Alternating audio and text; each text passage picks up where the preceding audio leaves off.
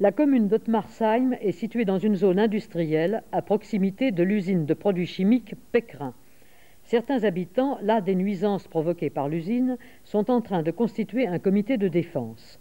Nous avons rencontré l'un d'eux, M. Thuet, puis nous avons interrogé le maire d'Ottmarsheim et l'ingénieur en chef de Pécrin.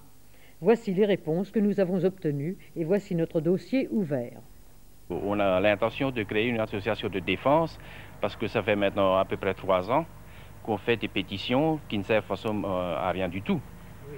Ces pétitions, vous les avez faites par l'intermédiaire de la mairie. Il y a déjà eu pas mal de pétitions de faites par du service et chaque fois que ces pétitions ont été transmises à la mairie, nous avons transmis à la préfecture, au service des mines, en l'occurrence à M. Blanc, qui est l'ingénieur principal des mines à Colmar. Concrètement, qu'est-ce que vous avez fait? Est-ce qu'il y a eu des contrôles de fait? Des contrôles, il y en a déjà eu pas mal. Et la dernière pétition qu'il y a eu il y a à peu près 2 mois, nous l'avons retransmise, comme je vous ai dit tout à l'heure, à Colmar, à M. Blanc.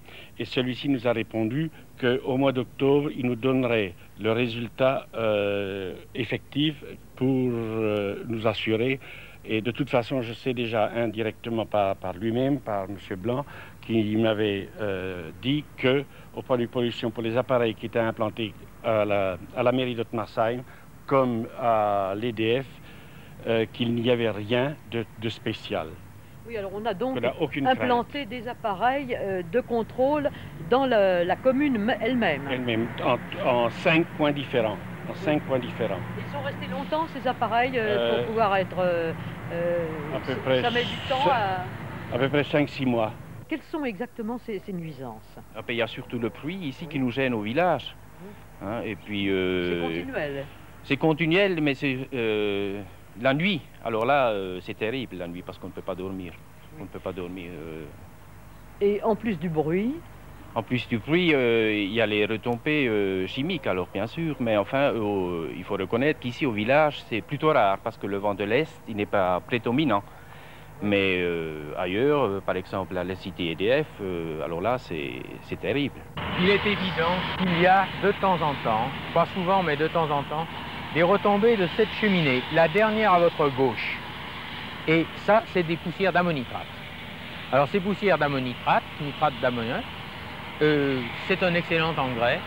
Disons au pire, on pourrait presque faire payer, puisque c'est un bon engrais. La preuve d'ailleurs, vous l'avez vu avec notre gazon, et puis tout autour, le maïs.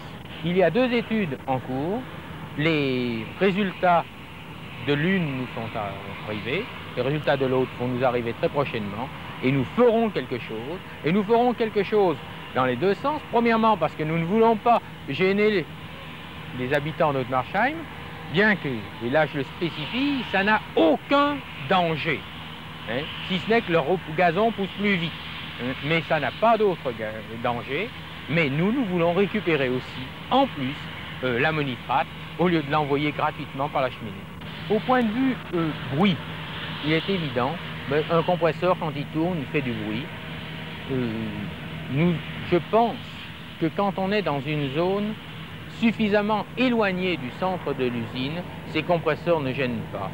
Tout à l'heure, vous avez été au centre d'Ottmarsheim, vous avez pu mesurer les bruits. Ici, vous êtes dans l'usine, c'est vrai qu'il y a du bruit, mais c'est une usine. Est-ce que vous avez pu cerner exactement quelles sont les usines polluantes et non polluantes?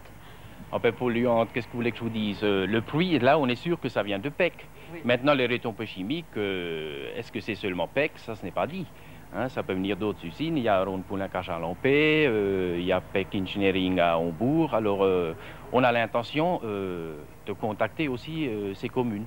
Comment envisagez-vous la formation de cette association de défense?